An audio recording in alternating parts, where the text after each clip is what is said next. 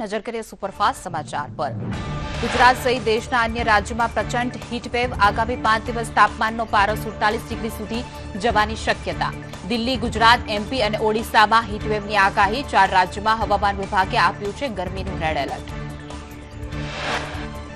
દિલ્હીમાં સતત બીજા દિવસે તાપમાનનો પારો 47 ડિગ્રીને પાર। ગુજરાત, દિલ્હી, યુપી, હરિયાણા, રાજસ્થાનમાં તાપમાન 44 ડિગ્રીને પાર। દિલ્હી સરકારી શાળાઓમાં રજાના આદેશ જાહેર કર્યા। રાજ્યમાં આગ ઓગતી ગરમીનો પ્રકોપ। અડધાથી વધુ ગુજરાતના જિલ્લાઓમાં ગરમીનું રેડ એલર્ટ તો અડધા ગુજરાતમાં ગરમીનું ઓરેન્જ એલર્ટ, યલો એલર્ટ। તાપમાનનો પારો 45 ડિગ્રીને પાર પહોંચ્યો। રાજ્યમાં કાળઝાળ ગરમીમાં લોકોનો વીજ વપરાશ વધ્યો। રાજ્યમાં 20 મેના દિવસે 24,550 મેગાવોટ વીજ ખપત। રાજ્યમાં વીજ ઉત્પાદન કંપની દ્વારા વીજ જનરેશન વધ્યું। રાજ્યને સીજીપીએલ દ્વારા 1600 મેગાવોટ વીજળી મળી રહી છે। અદાણી તરફથી રાજ્યને મળે છે 2400 મેગાવોટ વીજળી। રાજ્યમાં સોલાર દ્વારા દૈનિક 5000 મેગાવોટ વીજ ઉત્પાદન થાય છે। અમદાવાદમાં 5 દિવસ ગરમીનું રેડ એલર્ટ। અમદાવાદનું તાપમાન 45 ડિગ્રીને પાર જશે। રેડ એલર્ટને લઈને તંત્ર સતર્ક। અમદાવાદમાં દિવસની સાથે રાતની ગરમીમાં પણ વધારો। રાત્રે તાપમાન 41 ડિગ્રીએ પહોંચશે। લોકોને કારણ વગર ઘરની બહાર ન નીકળવા સૂચના અપાઈ। અમદાવાદમાં 5 દિવસ રેડ એલર્ટની આગાહી। રેડ એલર્ટને લઈ અમદાવાદ ગ્રામ્ય ડીઈઓનો આદેશ। શાળાઓમાં પ્રવેશ પ્રક્રિયા સવારે 7 થી 10 માં કરવા સૂચના। અમદાવાદ ગ્રામ્ય ડીઈઓએ તમામ શાળાઓને મોકલ્યું છે લેટર। અમદાવાદમાં હીટવેવને લઈને ચાંદખેડા સીએચસીમાં શરૂ કરાયું ઓઆરએસ વિતરણ। ગરમીથી બચવા ઓઆરએસ લેવા એએમસીની લોકોને અપીલ। આરોગ્ય વિભાગ દ્વારા આપવામાં આવી રહ્યું છે ઓઆરએસ। કાળઝાળ ગરમીને એએમસીનું આરોગ્ય વિભાગ એક્શનમાં છે। અલગ અલગ બાંધકામ સાઇટ પર ચેકિંગ હાથ ધરાયું છે। હીટ એક્શન પ્લાનનું પાલન કરવા અપાઈ છે સૂચના। નિયમનું પાલન થાય છે કે નહીં તેને લઈને તપાસ। અમદાવાદ ગીતા મંદિર એસટી સ્ટેન્ડમાં પાણીની વ્યવસ્થાનો અભાવ જોવા મળ્યો। આગ ઝરતી ગરમીમાં એસટી સ્ટેન્ડ પર પીવાના પાણીના પરબ પર તાળા। અમદાવાદ એસટી સ્ટેન્ડ પર કુલર અને પંખા પણ બંધ હાલતમાં। અમદાવાદમાં રેડ એલર્ટની આગાહી વચ્ચે ગરમીનો પ્રકોપ। કાળઝાળ ગરમીમાં એસી વિનાના ઘરમાં રહેવું મુશ્કેલ। લોકોએ પતરા પર લીલી નેટ પાથરી ગરમીથી બચવાનો કર્યો પ્રયાસ। પતરાવાળા ઘરમાં સતત કરી રહ્યા છે પાણીનો છંટકાવ। ગુજરાતમાં ગરમી જીવલેણ બની રહી છે। વડોદરામાં 24 કલાક દરમિયાન ગરમીને કારણે 4 લોકો અને 72 કલાકમાં 13 લોકોના મૃત્યુ થયા। ગભરામણ અને ચક્કર આવ્યા બાદ થયા મોત। વડોદરામાં હીટવેવને લઈને હોસ્પિટલોની ઓપીડી ફૂલ। ગભરામણ, ચક્કર, ઝાડા ઉલટીના કેસમાં વધારો। સરકારી હોસ્પિટલોમાં લાગી લાંબી કતારો। વડોદરાની એસઓજી હોસ્પિટલની ઓપીડીમાં 350 થી પણ વધુ કેસ નોંધાયા। ગોત્રી હોસ્પિટલના ઓપીડીમાં દૈનિક 450 થી પણ વધુ કેસ।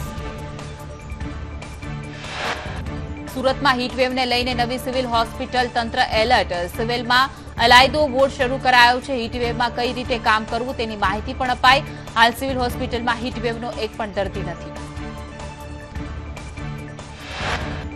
રાજકોટમાં 24 કલાકમાં હીટસ્ટ્રોકના 70 થી પણ વધુ કેસ નોંધાયા। આરોગ્ય વિભાગે ખાસ દિશા નિર્દેશ બહાર પાડ્યા છે। બિનજરૂરી લોકોને બપોર ન નીકળવા અપીલ કરવામાં આવી છે। ટોપી, સુતરાઉ કાપડ કે અન્ય વસ્તુઓનો ઉપયોગ કરવો। ગરમીને લઈ રાજકોટ મનપાના સ્વિમિંગ પુલ હાઉસફુલ। ગરમીથી રાહત માટે સ્વિમિંગ પુલ રાજકોટવાસીઓનો સહારો। મહિલા, પુરુષ અને શિખાઉ બેન્ચ સ્નાનગરમાં હાઉસફુલ છે। સવારે 6 થી 12, બપોરે 3 થી 7 વાગ્યા સુધી સ્નાનાગાર શરૂ। રાજ્યમાં હીટવેવને લઈને પોલીસ વિભાગને આદેશ અપાયો છે। પેટ્રોલિંગ દરમિયાન છાશ, પાણી અને ઓઆરએસ રાખવા નિર્દેશ અપાયો છે। તડકામાં ઊભા ન રહેવા તેમજ છત્રીનો ઉપયોગ કરવા સૂચના આપવામાં આવી।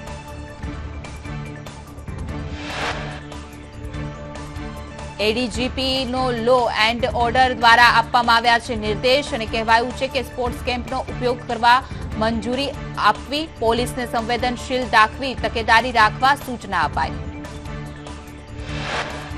બંગાળની ખાડીમાં એક સાયક્લોનિક સર્ક્યુલેશન થઈ રહ્યું છે, જે બુધવારે લો પ્રેશરમાં ફેરવાશે. બાદ 24 મે પછી ડીપ ડિપ્રેશનમાં ફેરવાશે અને ભારત તરફ આગળ વધશે. આગામી 24 તારીખે આ સાયક્લોન ઓડિશાના ઉત્તર પૂર્વીય તટ પર ટકરાય તેવી શક્યતા. બંગાળની ખાડીમાં સર્જાયેલા વાવાઝોડાની અસર ઓડિશા, મધ્યપ્રદેશ, મહારાષ્ટ્ર અને ગુજરાતમાં પણ રહેશે. ભારે પવન ફૂંકાવાની સાથે ધોધમાર વરસાદની શક્યતા છે. જો કે હવામાન વિભાગે હાલ કોઈ ચેતવણી જાહેર કરી નથી.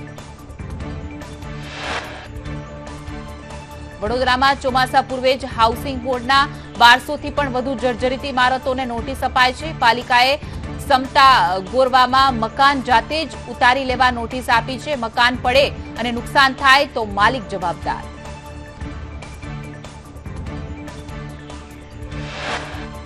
વડોદરામાં પાલિકાએ નોટિસ આપતા સ્થાનિકોમાં રોષ ફેલાયો. લોકોએ કહ્યું કે પાલિકા પહેલા વૈકલ્પિક વ્યવસ્થા કરે પછી નોટિસ આપે. આ અંગે સયાજીગંજના ધારાસભ્ય કેયુર રોકડિયાએ કહ્યું કે રીડેવલપમેન્ટ પોલિસી સમસ્યાનો નિકાલ છે.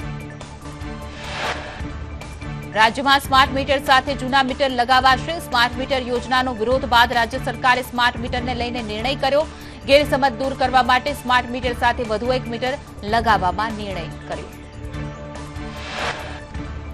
સ્માર્ટ મીટરનો મુદ્દો પહોંચ્યો Gujarat high court. Prepaid smart meter યોજનાને હાઈકોર્ટમાં પડકાર. અરજદારનું કહેવું છે કે સ્માર્ટ મીટર લગાવી ગ્રાહકોનું હિત ન જોવાયું. સ્માર્ટ મીટર ફરજિયાત ઇન્સ્ટોલ કરવું કાયદામાં મરજિયાત. અરજદારનો કાયદાકીય રીતે અરજી કરીને યોજનાનો વિરોધ. જુનિયર, સિનિયર અને હેડ ક્લાર્કની પ્રાથમિક પરીક્ષા પૂર્ણ થઈ. ગૌણ સેવા પસંદગી મંડળ દ્વારા વિવિધ 21 કેડરની ભરતી માટે લેવાઈ હતી પરીક્ષા. 5.19 લાખમાંથી 3.40 લાખ ઉમેદવારોએ આપી પરીક્ષા.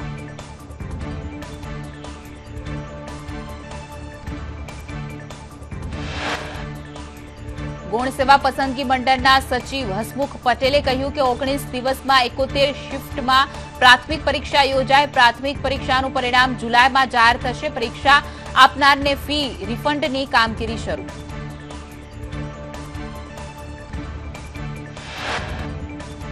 કપાસના નકલી બિયારણ ઝડપાયા બાદ સરકારની માર્ગદર્શિકા. કપાસના આગોતરા વાવેતર માટે માર્ગદર્શિકા જાહેર કરાઈ. બિયારણની ખરીદી માન્ય સંસ્થાઓ પાસેથી જ કરવી.